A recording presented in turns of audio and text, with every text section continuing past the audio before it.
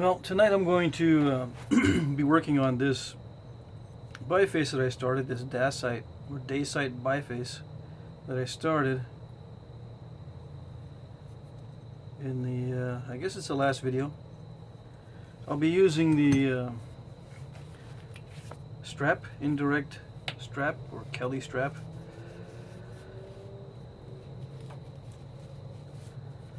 Now, I wore out this end of the flaker, so I'll be using this end. And I noticed that it's a little bit better to use a kind of an egg shape to this, to file it down, instead of a perfectly round or circular shape. Make it more oval or egg shaped at the tip. And something else I noticed when I was working with it today is pieces of stone do get embedded in the aluminum. So when you're filing,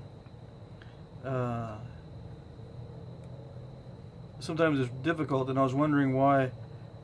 And it's because there are pieces of stone embedded in there, so you have to file it down a lot to get them out. But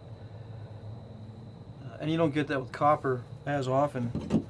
But I was just dressing this a minute ago, and I had a big piece of stone in there, relatively large, and I was thinking to myself, I wonder if this this hardens up when you hit on it, but it's not that. It was a piece of stone.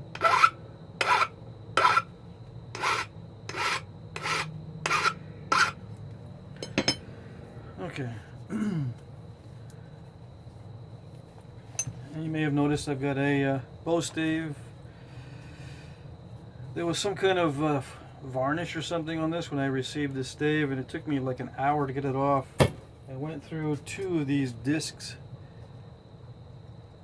I don't know what that stuff is. I scraped that off a couple times, and it just deposits really fast. Whatever was on the back of this. So that took a while. Hopefully I'll be able to get through a couple videos tonight. It's already getting kind of late. Alright. And hopefully I'll make some bow videos in the future. It's been such a long time since I've made a actual bow that wasn't a kid's bow, or a bow that I was helping someone else on. A bow that I've made successfully, a real one, I mean for real hunting. It's been a long time. It's been years. Okay, so one thing when I was using this earlier is these straps. Well, this tool is too small for these straps, so what I was doing was I was wrapping this around.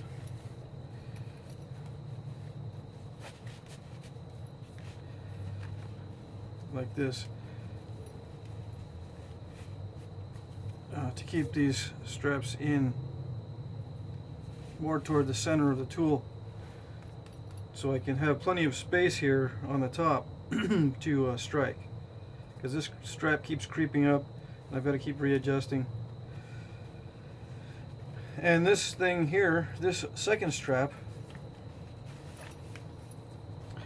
since I was hitting it a lot, this second strap keeping these together, if you use these rings, they loosen up, so I had to keep retightening. So I found it easier just to tie it with a knot.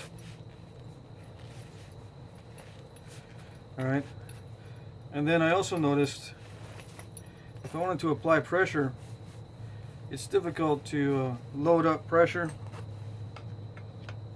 and push and then strike. So the solution to that is, or one solution, is to use another strap,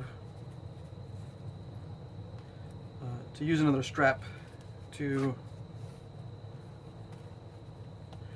anchor down the front. Again, it works better if you have a longer tool. And then just step on the strap. So when you apply pressure before the strike, or what they call loading up, this strap gives you some resistance. Okay, but it's kind of a hard thing to get the feel for, because I tend to move my foot around and I forget that this strap is not under pressure or under tension, and when I go to put pressure I gotta mess with it quite a bit, and it seems to work okay, as long as I can get the my heel to actually to actually put pressure at the bottom. So I need to keep these straps in because my flaker is too short here, and if I want to apply pressure I've got to put this strap in there. So it's kind of I've got to fumble around with it quite a bit. I'm not going to put pressure on the tool or load up on this one, I don't think. We'll see how it goes. With tough stone, sometimes you need to load up. I'm going to try this again and see if it'll stay put. Okay. I use the heavier to start with, and I also noticed that this can become really uncomfortable if I tighten it too much.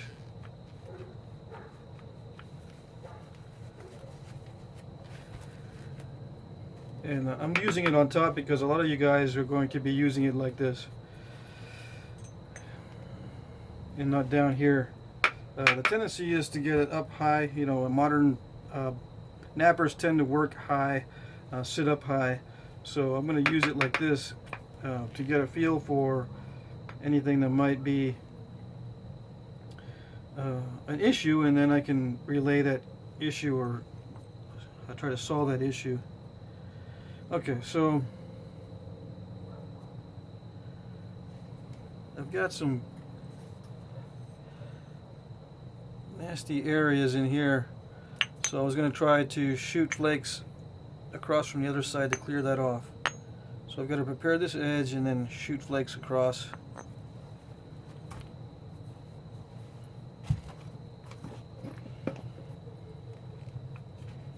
This is already feeling kind of tight. And the advantage of this is not so I can do little flakes like this and just hit it a little. The advantage of an indirect percussion tool like this is so I can really strike it, and this end has to be free to move. I don't set it like this to strike on my leg, for example, because I'm really going to smack this pretty hard on some strikes, and I would have to have a pad. But you know, you can work like this.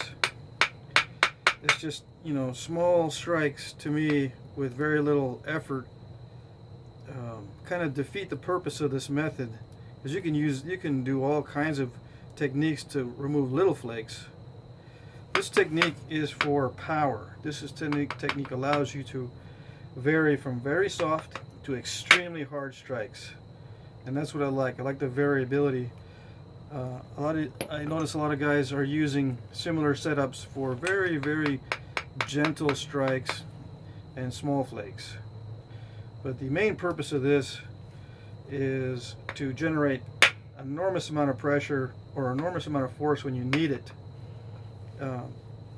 Because like I said, you can use all kinds of techniques for small trimming flakes. You don't need this. Okay.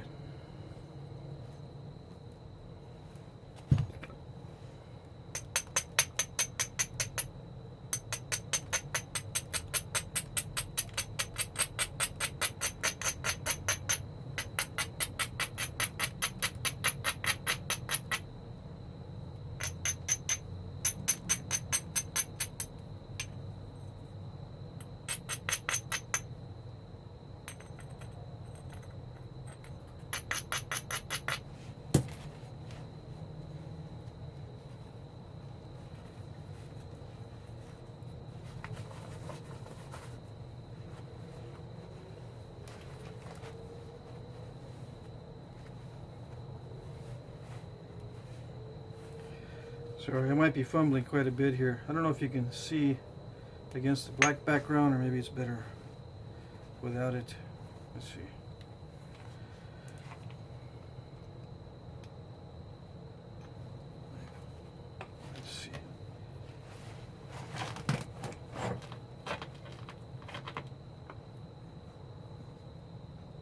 Get the angle.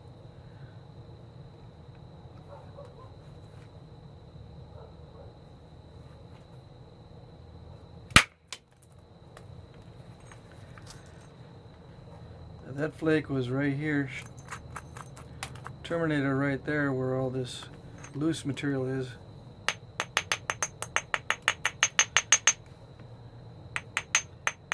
I think it did loosen up some of that, but it's not completely loose here.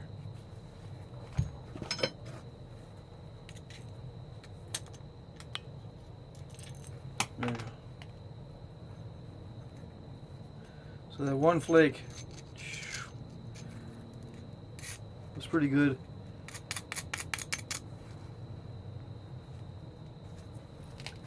And I notice the pointier this is, the more narrow the flakes are, which could be a benefit later.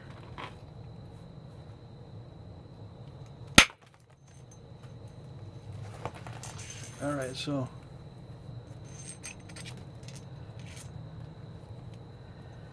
that second flake went through here, knocked a bunch of stuff off.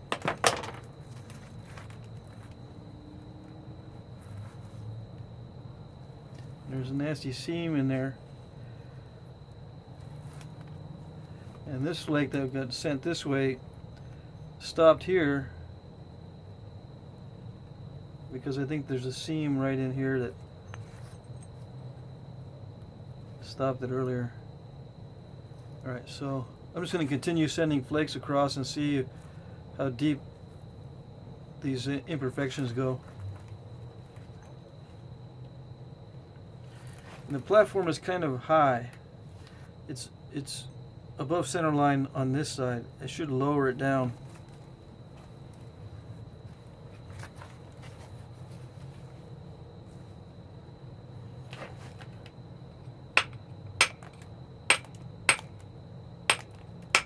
And this time I am using little tiny flake removals.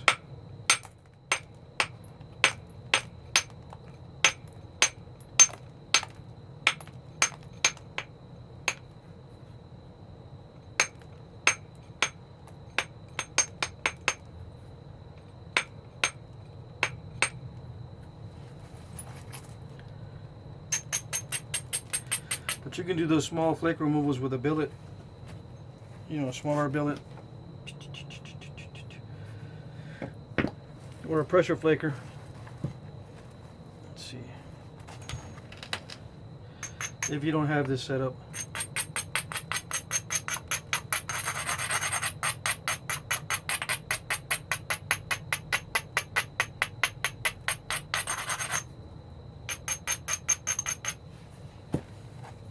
Now that artificial abrader really grinds this down fast.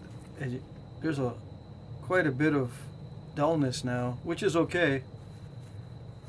I just have to be careful about how I hit, because some of these platforms are really strong. It might dig a bite out of the edge, or it may shoot a flake too far and overshoot, if the platforms are very strong. So you have to be careful with the platforms on this, since it does flake so easily. And that flake went right to here.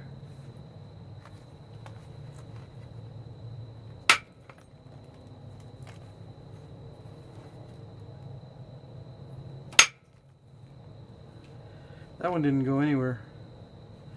That last one just kind of crushed it.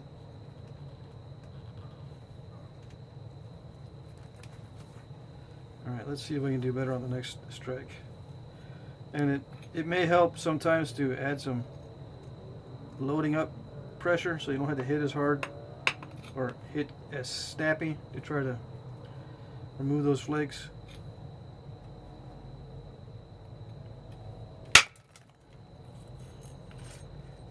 And that one, since it was crushed before, the next one didn't go very far because it met up with some of that crushing, and then the flake didn't travel very far. Lost some energy in the beginning.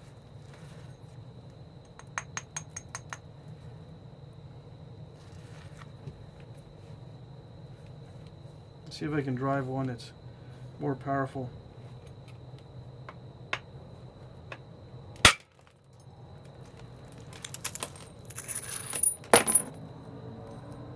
So that took the majority of that step fracture off, but there's still something strange going on there. So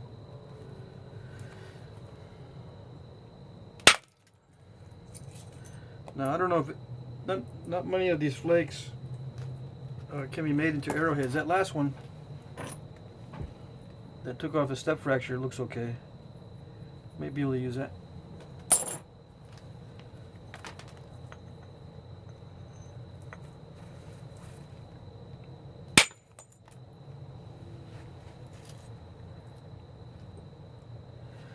Okay, it's already 16 minutes.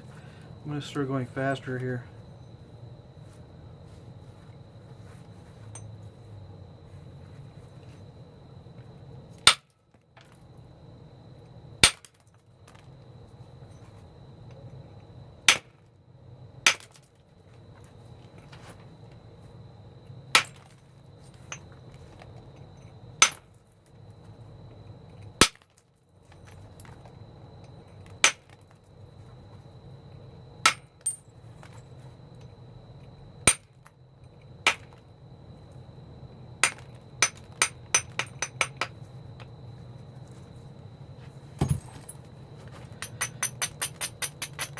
What I did was I made that edge less blocky. There was some thick spots.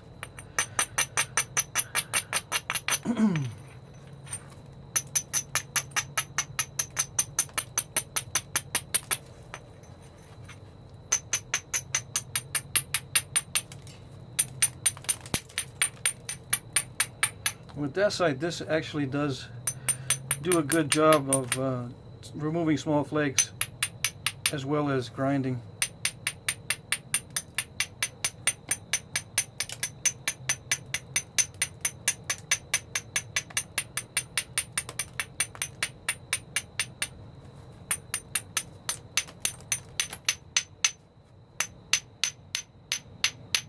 And you can do that with Expedient too, with these artificial abraders.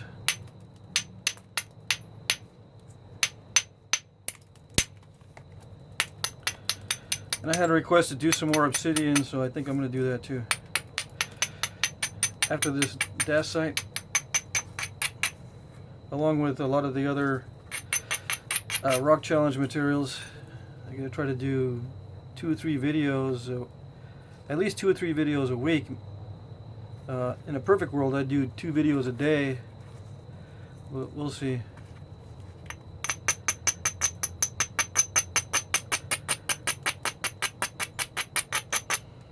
I want to try to get all this stuff finished up, all my rock challenges finished up before the end of the year, or before Christmas would be perfect,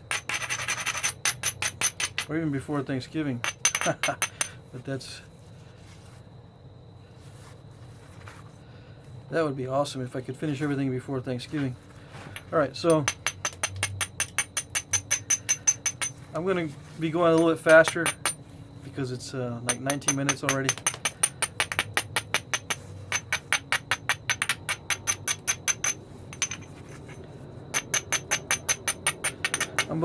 I'm turning and I'm abrading. Of course, it's not perfect. My technique is pretty random and pretty expedient. The platforms are not perfect. These surfaces are not perfectly convex in a lot of cases. I leave in these imperfections. I don't try to remove little flakes to clear that up. I depend on larger strikes to go past, and then they fan out and take off some of the imperfections when I do a larger strike. I don't clean these up usually with small strikes or with pressure.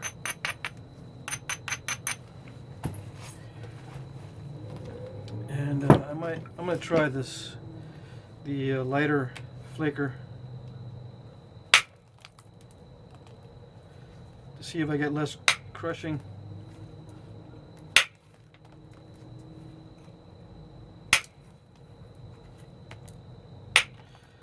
Actually, I did use some small flakes to clear that out. I spoke too soon. I didn't want to send a large flake in there, so You know, just in here judging, I didn't want to hit that really hard because there's still a lot of mess in here. That flake wouldn't have traveled very far anyway. It would have stopped right there. Chances are it could have dived in and removed that whole tip. You know, let's see. I keep forgetting the actual lenses are over there. Okay, so I didn't want to remove this whole tip because if I shoot a flake into this mess and it doesn't go in and it kind of curls and does a reverse hinge, it'll take off the whole tip. Okay, so I'm going to stop thinking.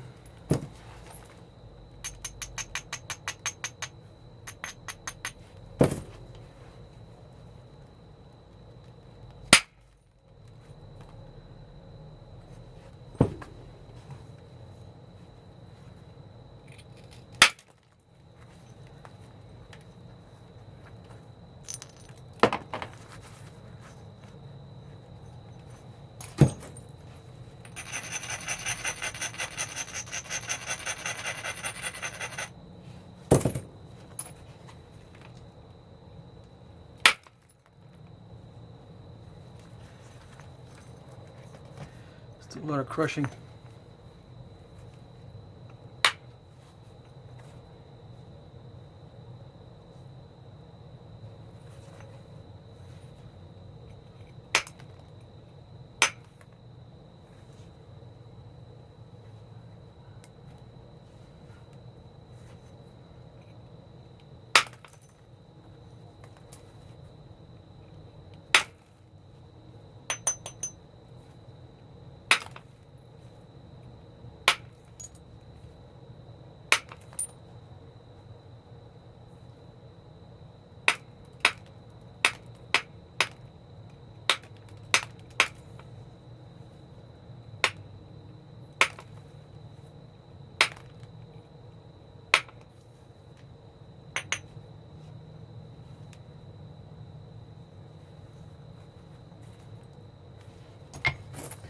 Alright, I did a series of smaller flakes just to get the feel for this. This is slightly different, a slightly different hold than under the knee. It's a lot less, for me it's a lot less predictable. It's wobbly for me.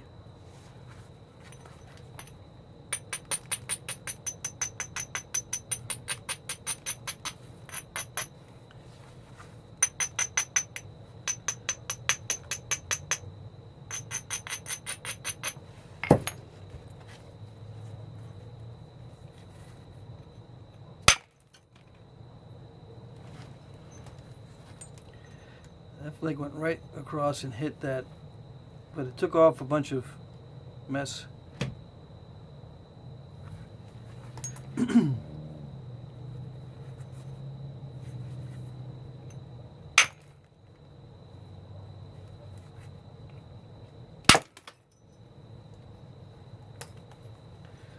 That was a pretty large flake right there.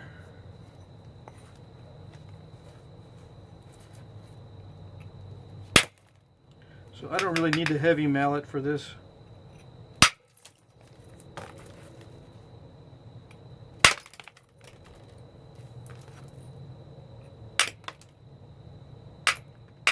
The light mallet's working just fine.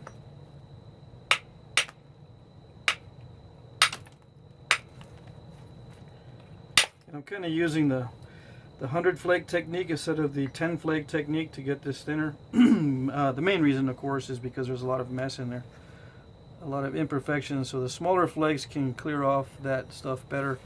But once in a while I'll send a bigger flake in because they do, it's really nice to flatten these areas with larger flakes.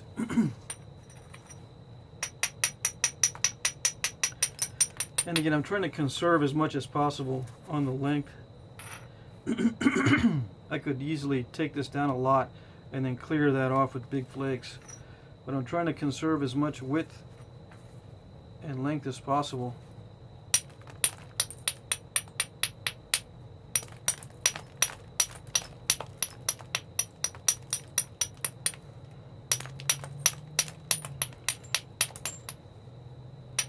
And I am going to do another video with these previous flakes and make some bird points.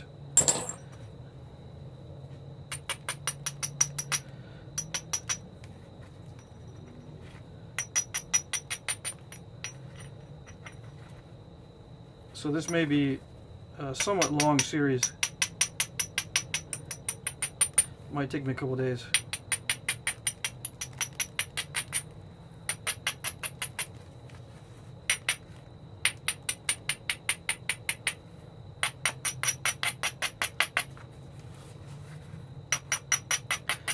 So what I'm doing now is I'm just preparing for the next series of flakes. I really don't think in series, but a lot of times it ends up being easier that way to just grind the whole edge, touch up the whole edge and do a series. And then to nip and then grind, nip, grind, nip. I'd rather just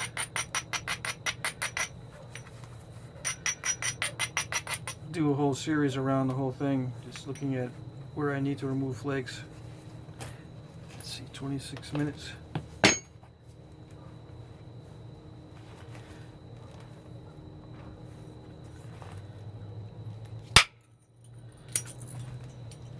Yeah, see, the light mallet is fine for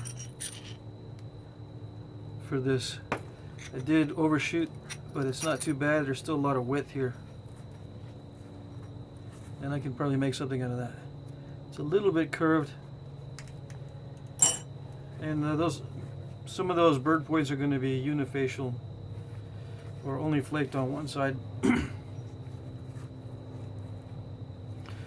Actually, it took off more than I thought. With Expedient and Dacite, these overshots can remove quite a bit with just a small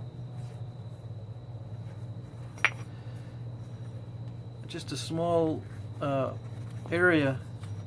See, normally it would have just terminated right here before the end, but this little area here decided to want to go further and just took off the other side. I don't know if you can see how it didn't go all the way over on this side, but it did on this side.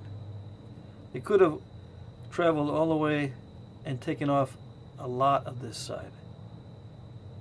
See that? But it only took off this area here. It didn't take off this one. And it was probably because it was a ridge here. So once it hits that ridge, it gets stronger and it can go further.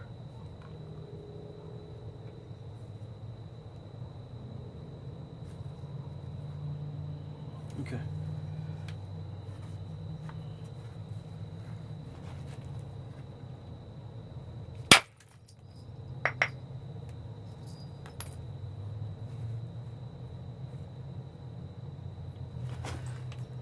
Alright, see how it cracks the platform here? And that crack can end up being a radial crack going all the way through. I don't think it's deep. I think I can remove the rest of that with another strike.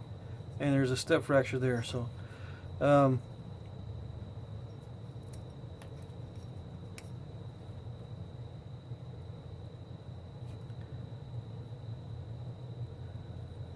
I wish I knew exactly how to avoid that kind of thing and how to tell you how to avoid it, but I just deal with it as it comes. Normally, you know, like this one over here and this one had the same, almost the same amount of force, but this one must have encountered some weird stuff, or I just misjudged it and tried to take too much off and it didn't work. I thought it was going to go clear over this midline, but it kind of stopped at the midline.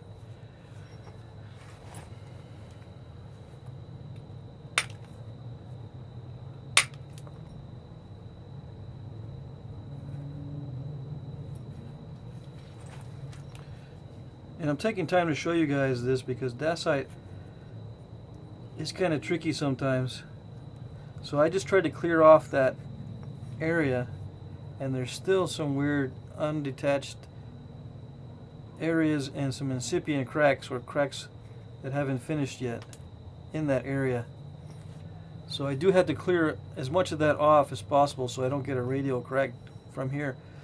Even if I hit somewhere else, if the vibration goes through this area and feels that crack, it may just stop and then open up that crack.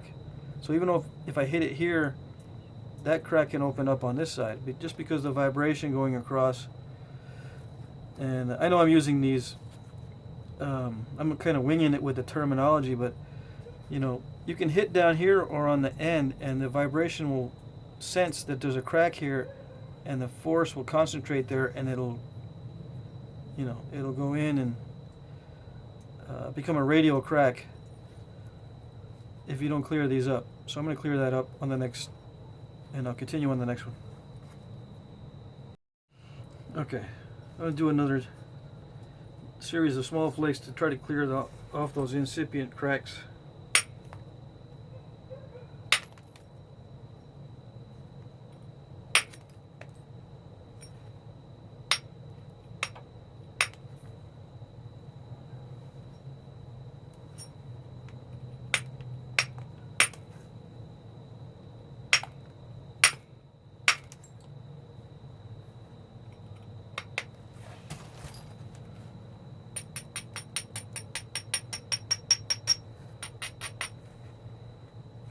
Okay, so that's what it looks like now. I don't see any problems there. Hopefully there aren't any anymore. Okay.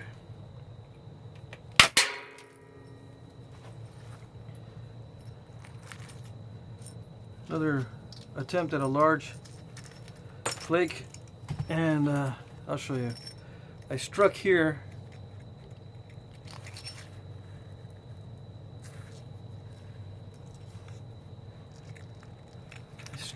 Here, and even though this is dressed and it's well rounded, it produced two flakes together, one going this way and one going that way, with this middle portion separating the two different flakes. Okay, so this one stopped there and this one continued that way, so most of the force was directed in toward this way. Now, sometimes I get that with a tip that's not well prepared and very bumpy, but this one is very well prepared, and I still get it. So I guess that's just the nature of the Dacite. Highly sensitive to the contours on the tip. It may be just a little bit off. Yeah, there's some dimples on it, so it can sense all those little imperfections. So if you're doing strikes on Dacite and you're getting weird stuff, just make sure your tip is dressed.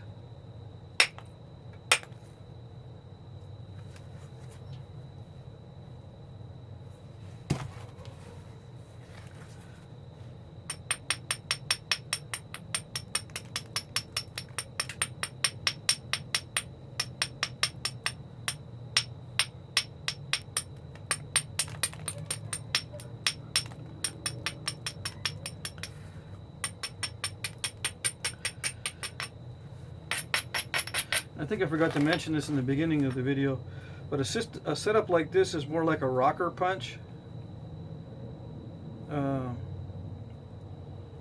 than a supported horizontal punch. Although this is also a supported horizontal punch.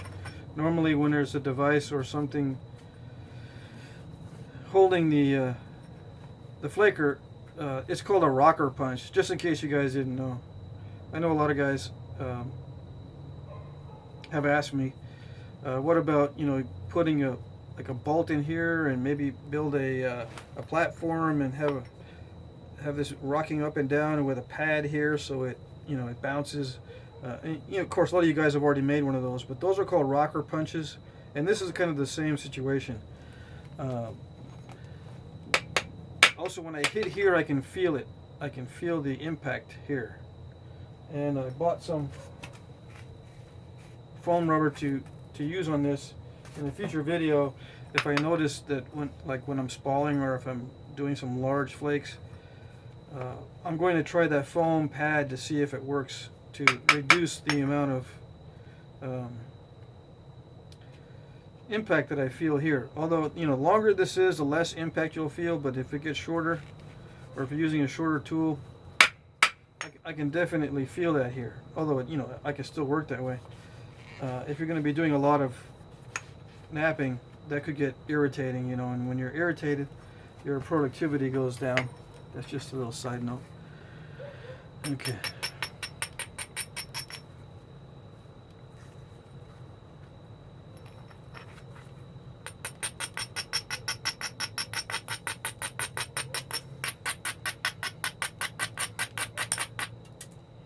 I just hit that the other way and knocked off a big flake.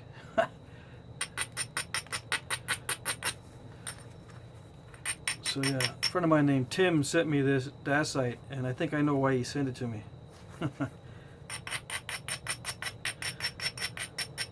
Very sneaky. It's highly sensitive Dacite. I don't know if it's all. I've used a lot of Dacite, but I haven't recently, so I don't know if this is more sensitive than usual. Okay.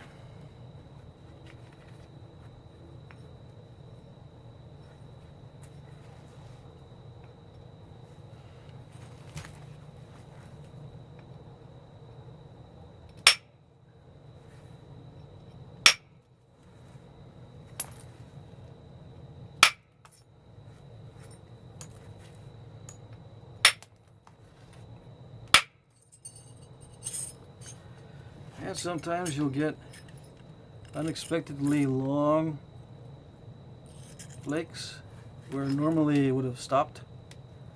Exceptionally thin. You know, I can't explain why sometimes the flake will stop that's thicker and better prepared with a better platform. It'll stop without any apparent good reason, and then these that are very thin, not very good platform flakes will go all the way across all these nasty areas without breaking up. I have no idea. And I think I was actually having my fingers there too, so it highly unpredictable. And I took a bite out of here earlier. Not intentional. I still have some leftovers, but I'm working the other side first to remove some mass and to make the edge straighter so that when I turn the edge it'll be a lot neater, and then I can send more flakes in.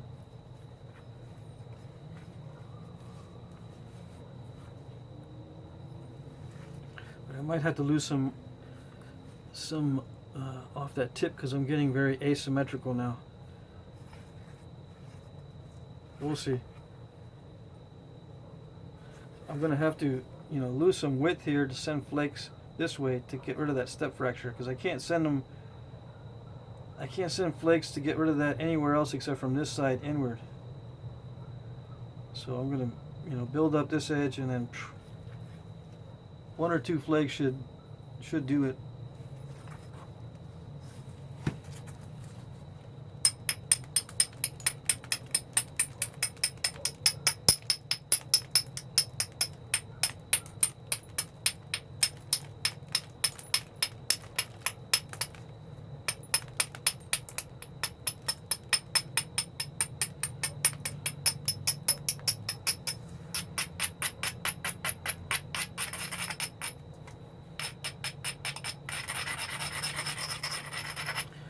So I just, with the abrader, I knocked it back a lot with some flakes, and then I abraded.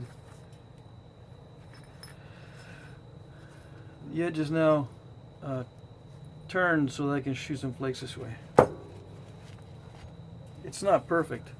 I still have a lot of mass on top, but this up here looks pretty clear. I want to save that if I can, and just you know, not lose too much width here, and don't take too much off of that side.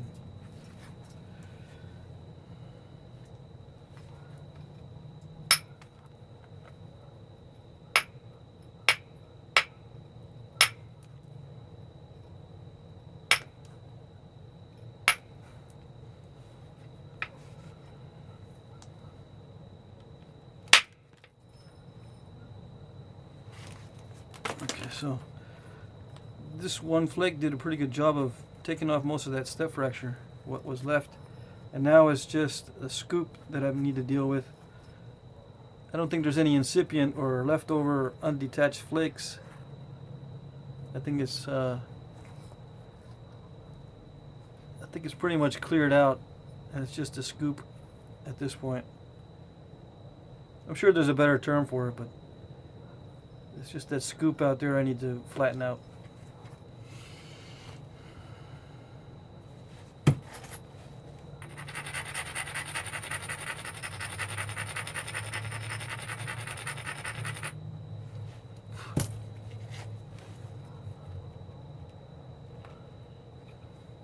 Another thing I notice is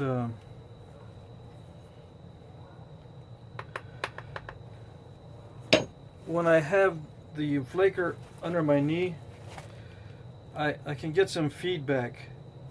Believe it or not, I get feedback from the stone when I'm striking that I don't get from holding it. I can feel the kickback when I'm doing it this way. When I've got it up here, it's almost got a it's almost like a muzzle brake. It absorbs recoil, and I don't get as much feedback. So I gotta have to guess a little bit. There's a little bit of guesswork because when I strike, this absorbs a lot of the recoil, and I don't get the feedback to know, how much to vary the strike for the next one. It's more of a visual feedback. I don't get the feeling, if that makes sense.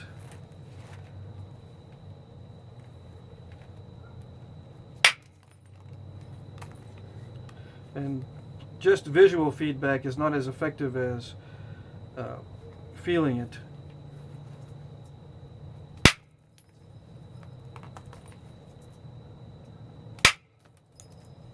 Or maybe in time I can, once I'm using the system more, I can understand the feedback a little bit better.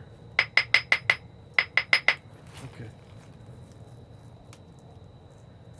This one has some kind of weird seam there, or maybe it was just a step fracture here that these kept bumping into and continuing the step fracture.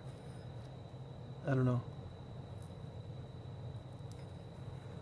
It's not difficult to deal with at this point. I can send flakes from the other side. It's just something that,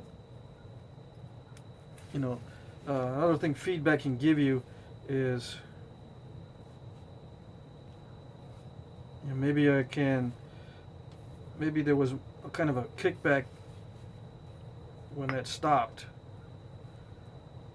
I think I can feel step fractures. I think, let me think about this. I can feel step fractures sometimes. I can tell when there's a step fracture.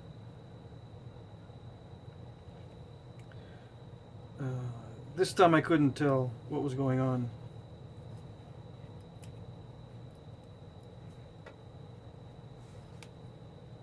Anyway.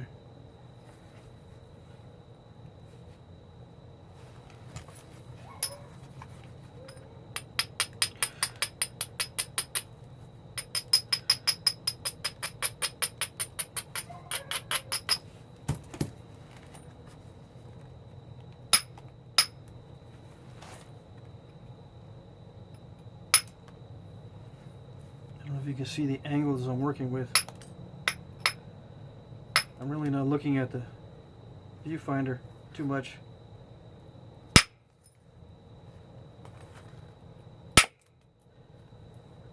Hopefully you can see the angles I'm working with, and the center plane of this biface is almost in line with the center plane of the tool with a slight angle. Right? If I match these up, I never hit it that straight situation. It's always at an angle. You lose a lot of power when this happens. When you have when you have it at an angle, it's almost like two things holding each other up. you know, with like the ground down here, and these two things against each other. You know, they're putting pressure on each other, holding each other up. Same with the same with this situation. And when I put force on here, there's inward force as well as downward because of this support, kind of like a structure. It's more than just the proper angling in. There's resistance caused by this support structure. Okay, and the resistance keeps the flaker tip in contact with the material during this dynamic movement. Okay, during that movement there is support between the two, contact that the support maintains. So if it's like this, it separates. Okay, so it's not just an angle of attack per se, it's also the forces that are acting during the removal of the flake. Okay, so I'm not sure how much the angle actually matters compared to the force keeping these items together. Okay, of course the angle does matter, but also the force keeping these objects in contact matters as well.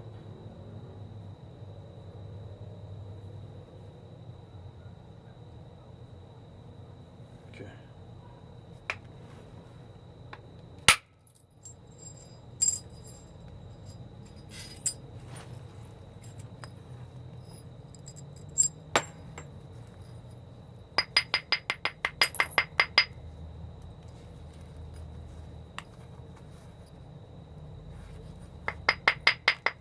A lot of areas that normally would detach but don't on Dacite. I don't know if it's just this piece or what, but I don't notice these things as much with Obsidian. You know, this kind of undetached business in here, I don't know what that's about there. I mean, I do get this kind of stuff with Obsidian, but it doesn't look this odd. Anyway.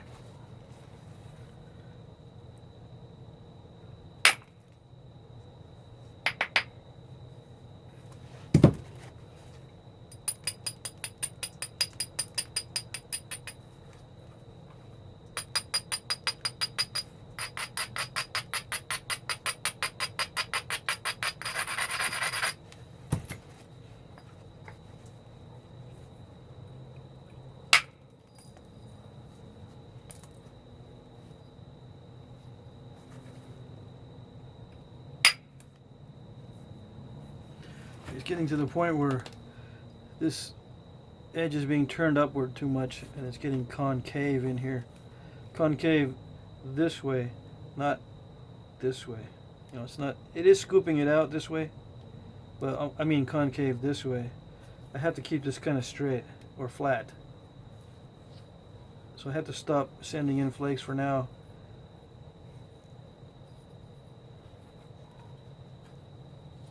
Maybe I can do some on the other side.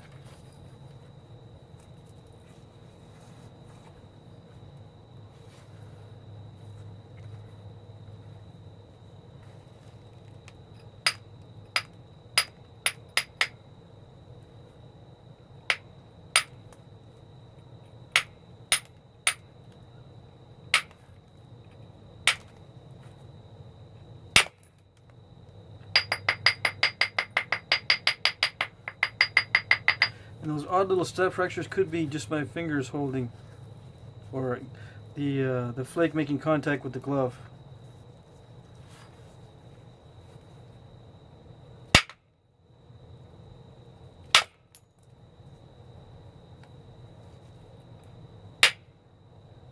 So I'm going to try to keep my fingers out of the way and see what happens.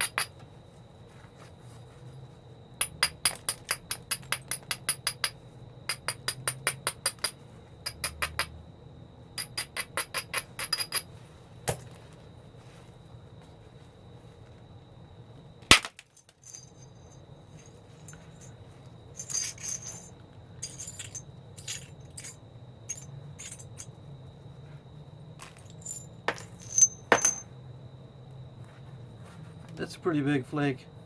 And it's pretty common in the archaeological record to see larger flakes removed from the base than from the tip. These flakes are not usually consistent. They're bigger here than they are there, which I don't know if that's obvious or not, but you'll see that quite a bit where the heaviest strikes are at the base and then they get lighter at the tip. Although you can do it the same. You can do light strikes on the base all the way through the whole piece. You don't have to vary them. And you can also do light strikes on the base and heavy strikes from the tip. Okay? There's all kinds of different combinations. It doesn't have to be heavy strikes at the base and light strikes at the tip, like most of the pieces that you find. There's a bunch of different ways you can do it.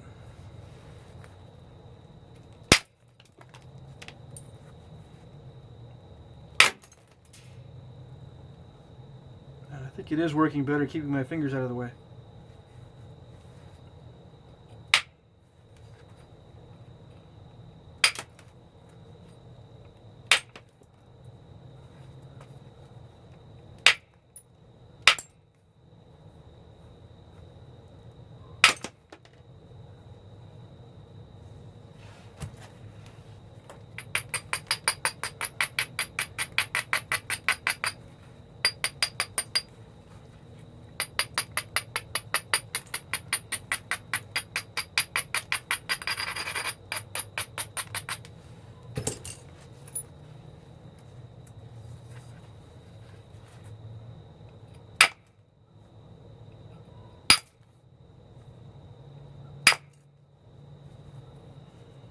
Yeah, if I don't touch the surface where the flake is going to be detached, it works better.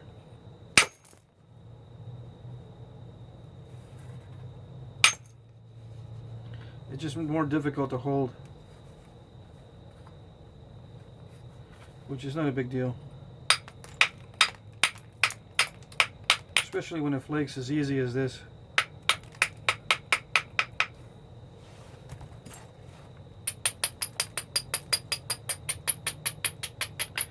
Now some of you might be saying, what's stopping you from just sharpening the edges and using this as a butcher knife now? Well, nothing really. I just want to try to get it thinner to show you guys how I get it thin. But yeah, I could stop right here and just sharpen it up and it's good to go. Even with all these little step fractures, they don't really matter when you're butchering.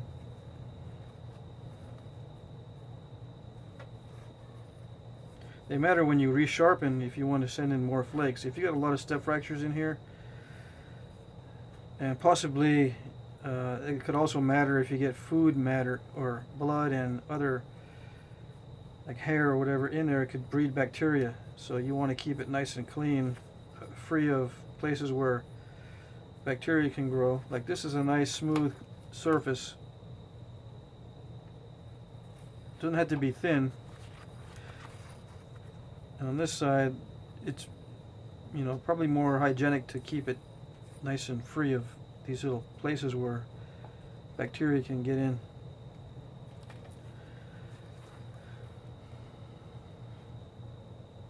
But yeah, I could just sharpen up the edges right now and it's good to go.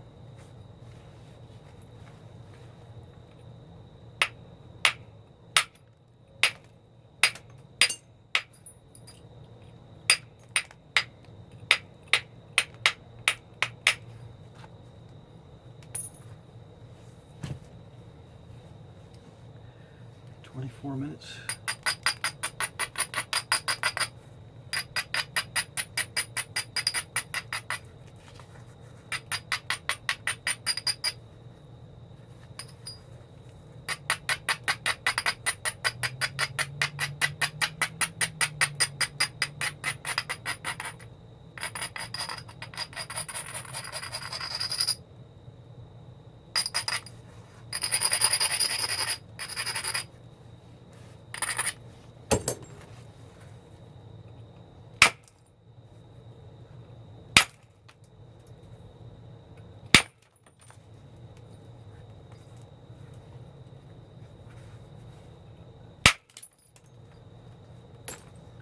I'm doing thinning flakes. I'm trying to strike big, bold flakes off.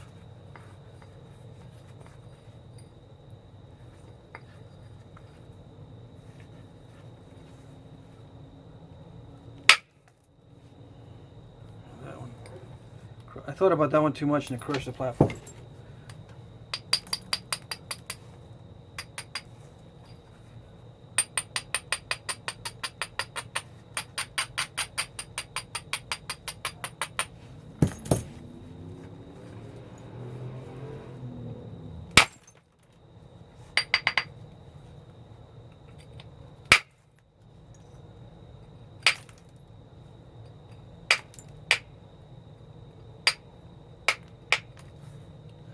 Tip is also getting kind of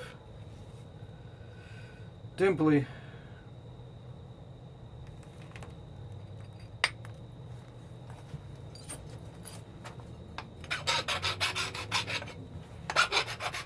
And there could be some pieces of Dacite embedded in there. And that'll also shatter the edge of your preform.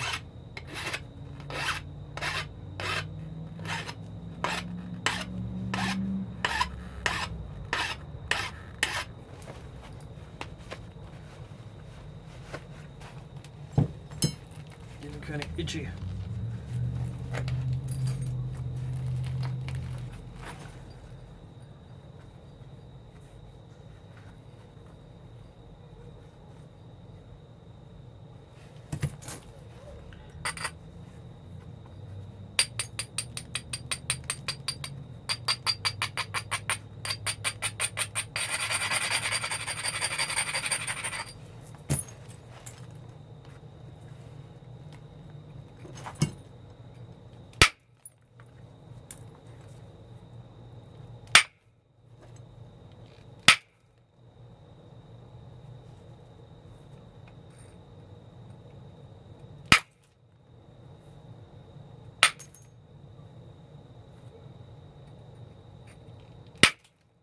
Getting a lot of crushing, or I don't know.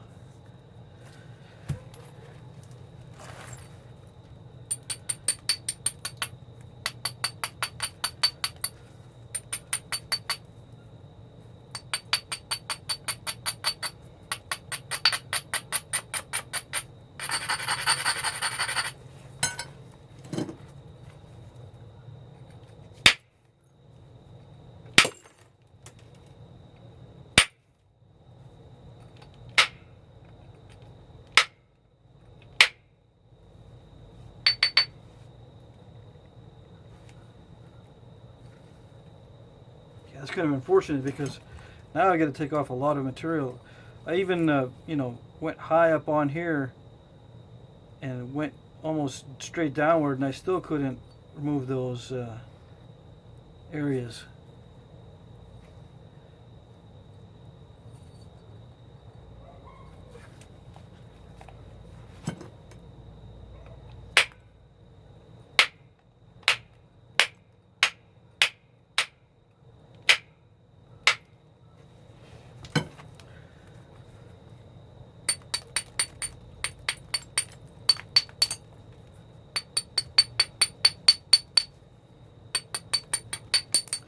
I'm going to have to take it way back, and to clear those off, since I can't clear them off with regular platforms, I'm going to have to build some different kinds of stronger platforms to get those step fractures off the edge there.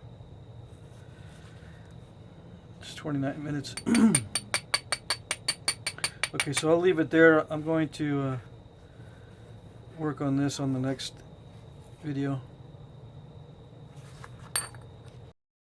Okay, so my strategy for removing these stacks and stuff on the edge here is just to back it off and then come in from either side first to minimize the ones in the middle, and then take a flake in the middle. Otherwise I got to do a lot of edge removal and just come straight at it. But I'm going to try to back it off just enough so I can take some flakes from the sides, and then if there's just a little bit left I can take one from the middle. But that's what got me into trouble first, is trying to attack it directly back when it was wider, and it didn't work. So I got to make sure I don't make the same mistake over and over.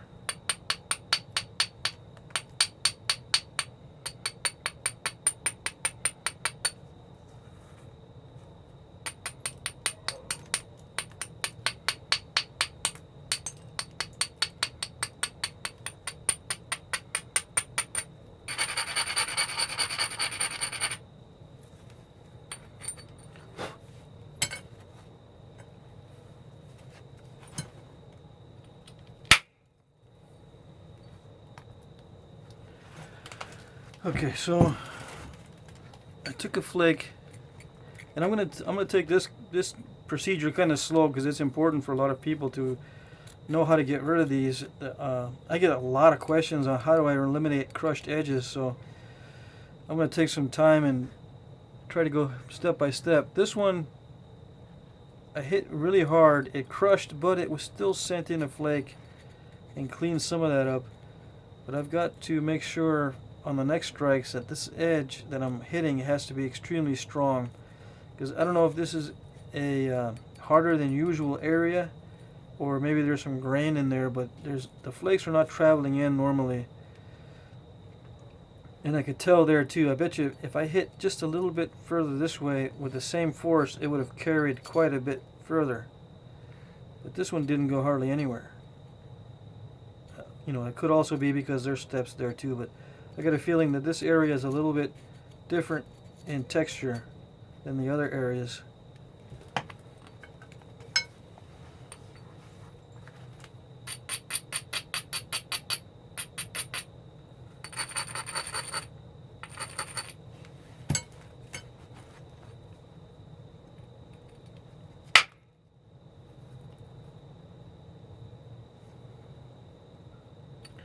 Okay, so again, this one would normally carry, but I crushed that one too.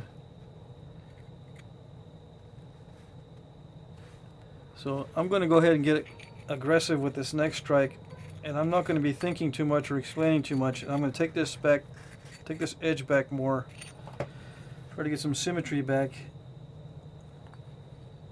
See if I can just can't blast through that area without thinking about it.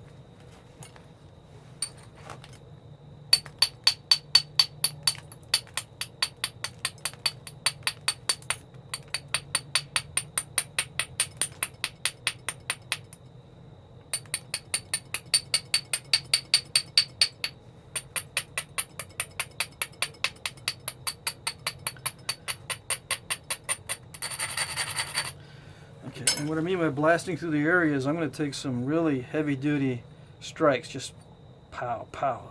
Just really get a feel for just driving some powerful but short flakes, so I can just blast right through that. I should be able to take that off after I get the feel for just knocking off some really strong semi-short flakes and then coming back to this one. Usually what I do is I hit a few areas first, get a feel for it, and then knock that off.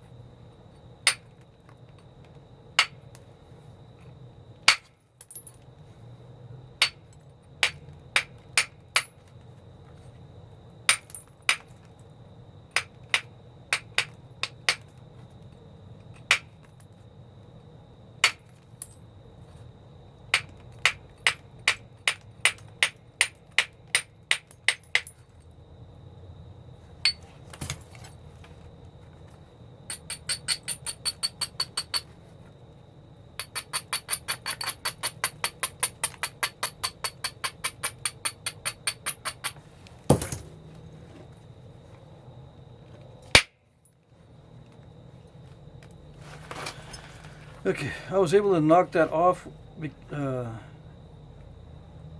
what I was doing is I was just pretty much ignoring it and just trying to send a flake inward. So that was my mental process there.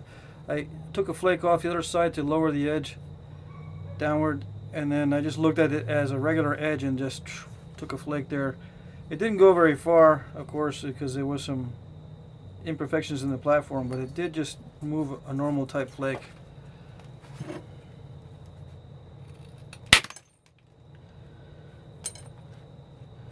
Because it didn't seem to work to just consider that as a problem area.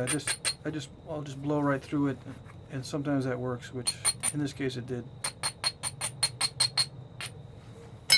Because if I just pick at it as a problem area and consider it a problem every single time I hit it, a lot of times it just continues to be a problem.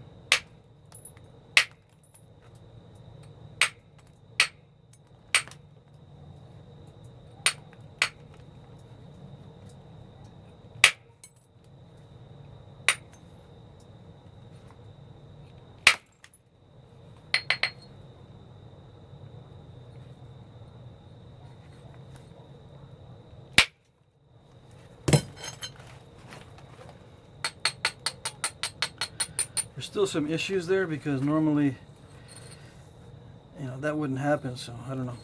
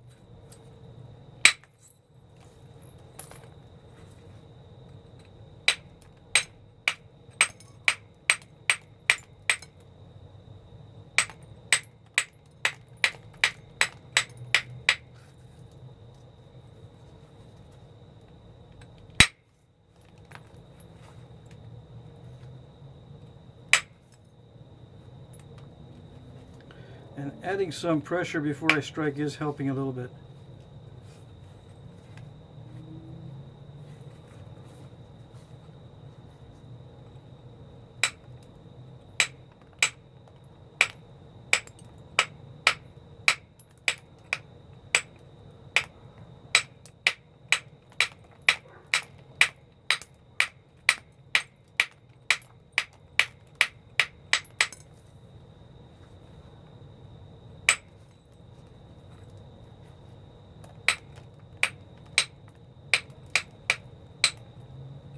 I'm not adding pressure for these little flakes, but for the big ones, adding a little bit of pressure and then striking helps a little bit. Okay.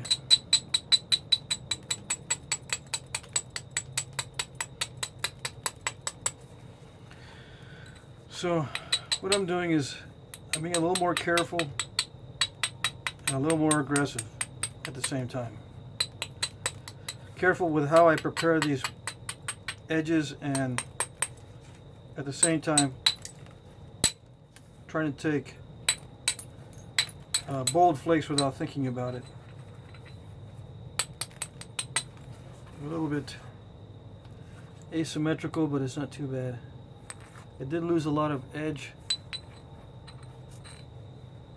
but again, it's not too bad. As long as I end up with some bold flakes at the end, I'll be happy with the way it looks.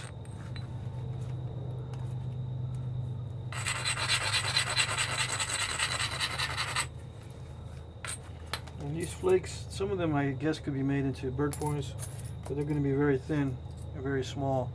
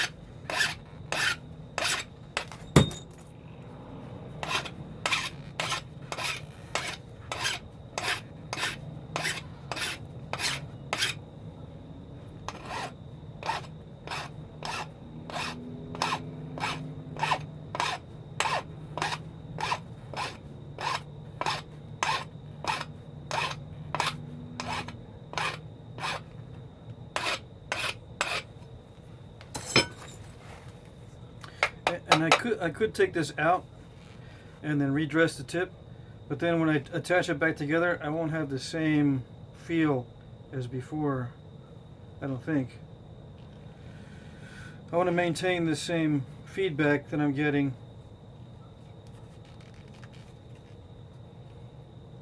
If that makes sense.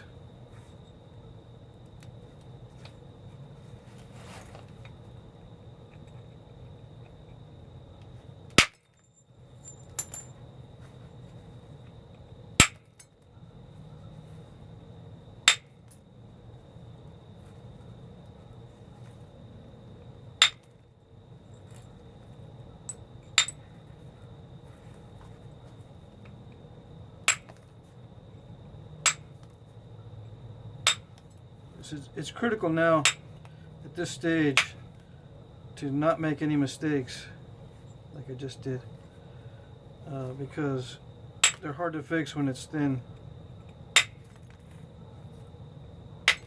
Sometimes not worth fixing.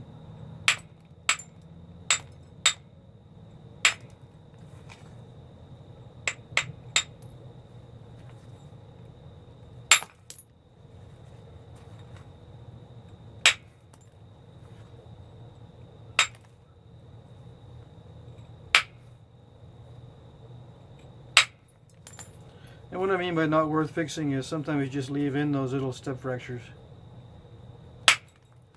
When you know you could try and fix them, but either lose your symmetry or lose your width or something, just not worth it.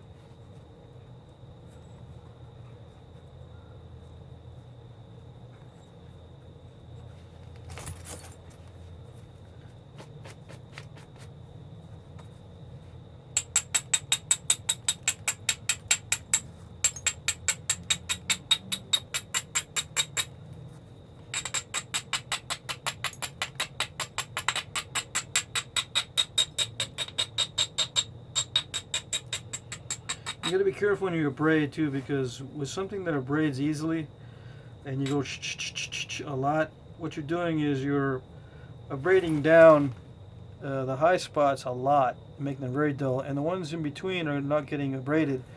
So you got to try to take a like this edge and go in between and get in between. So when I'm doing this, I'm also trying to get in between.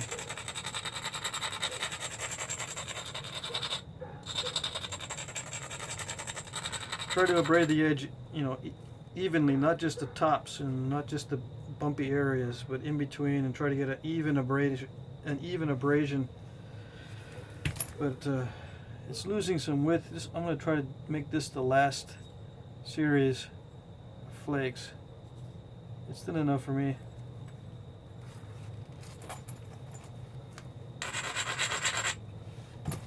Besides, it's Dacite, so you know it wouldn't make much sense to make a really, really thin knife for butchering, because then it will snap on you while you're butchering.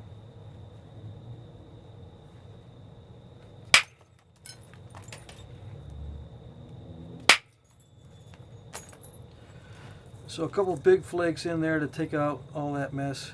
Well, not all of it, I wish, but a lot of that mess gets taken out with some big flakes. If you set them up, I tried to set them up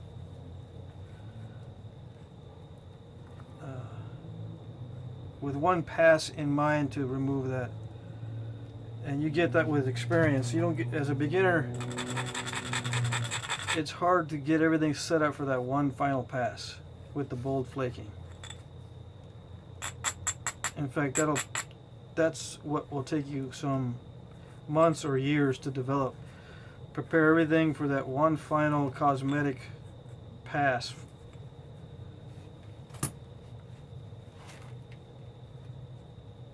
And I say cosmetic because that's what it is. It has to look pretty. These flakes have to go cleanly. There's just no getting around it. You have to learn how to prepare those types of flakes. And of course you could do that all through the entire process. And mathematically and logically, you should do clean flakes through the whole process, but it just for me, it's just so boring that way. Every phase, every step is geared toward perfect contours and just the right platforms, just the right flakes. No, I do a lot of expedient work in the beginning, and then at the end try to set up so that I can do a final good cosmetic pass or some easy damage control. And what I mean by easy is, you know, still thick in the middle, thick enough in the middle to run flakes, and still thick enough at the edges to do the platforms. Alright, so before I think about this too much and then make another mistake with the crushed edge, I need to finish this out.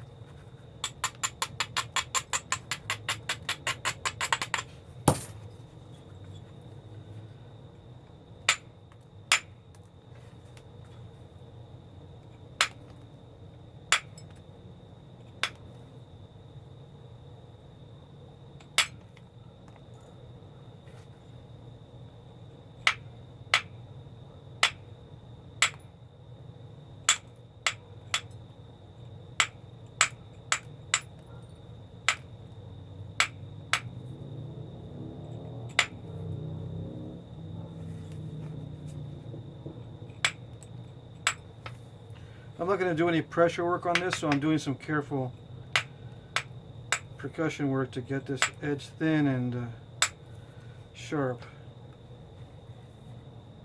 I try to eliminate step fractures at the edges.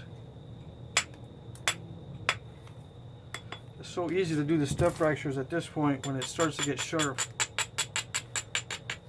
Any wrong hit, and I think you can tell that little tone when it's like a, instead of a, it's stopped, and that means there's a step fracture.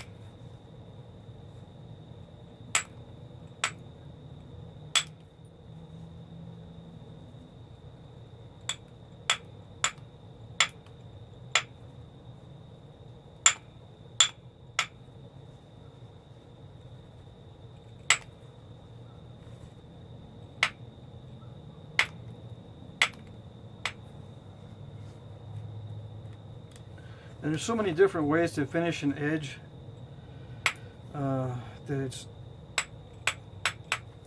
it can be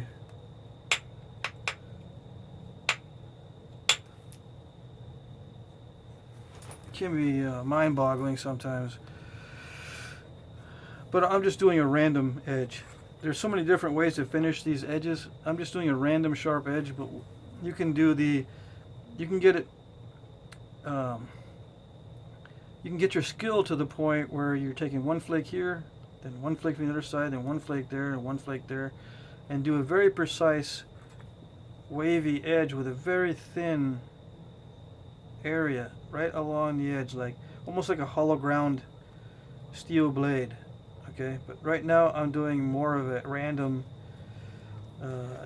it's almost like a serrated edge with the indirect percussion, just to knock off all the thick spots. And once I get all the thick spots knocked off, it's actually very sharp, and that's all I need to do. As far as the overall shape, I'm just going to kind of leave it this way.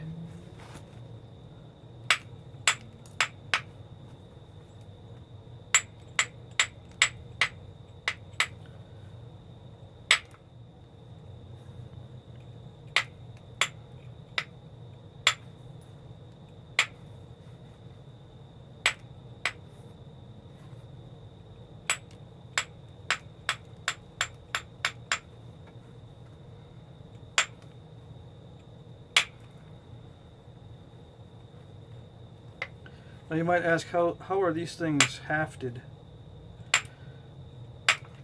Something like this. Well, I've seen them on a narrow stick like this sometimes. I've also seen them on a fat stick. Let's see. I've seen them on sticks this fat before, and I've also seen them hafted to, maybe not this thin, but something really thin like this too. Okay. With no notches or no stem or nothing to give you a guide. It could be anything. It could be wide or very narrow. Maybe not this narrow. Let's see.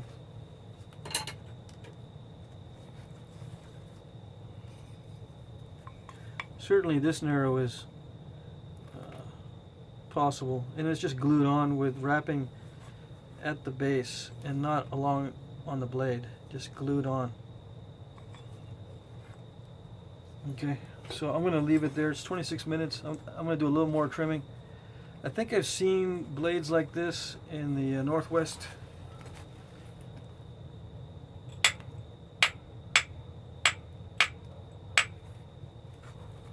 I just want to make it more symmetrical. You know, this side's kind of inward here. I'm going to do the same thing on the other side.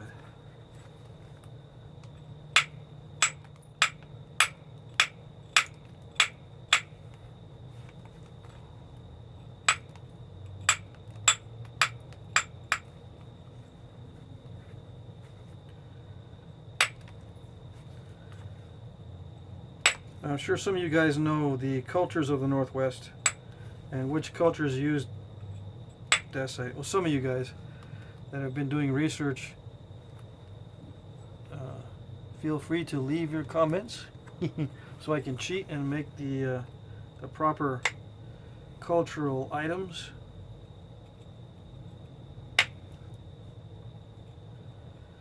Otherwise, I'm going to have to do a lot of research. Or maybe not. I'll just guess.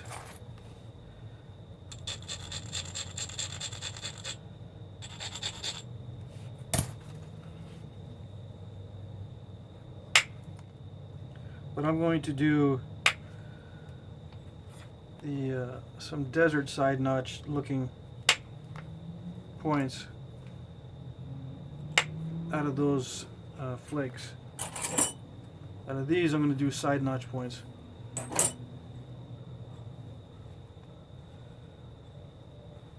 And they're called desert side notch, even though they're from the coast of California and Oregon and Washington. I think there's other names for those points too. But I'll look it up and see.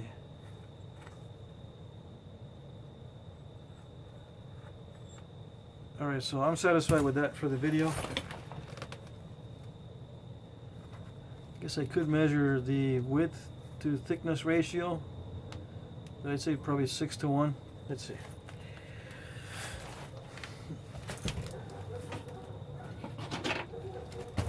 Alright, get out your calculators. I'm going to estimate. Alright, so 2 3/4. Oops. Right? let's see. Yeah, it looks like 2 3/4 to me.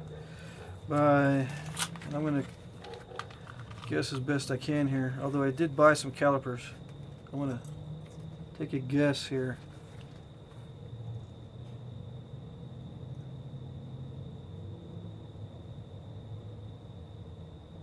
Three-eighths.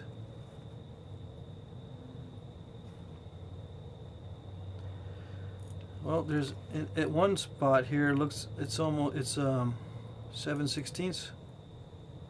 Yeah, 7/16 is the thickest. Right here in this area, almost a 1/2 inch. So if I say 1/2 inch by 2 1/2,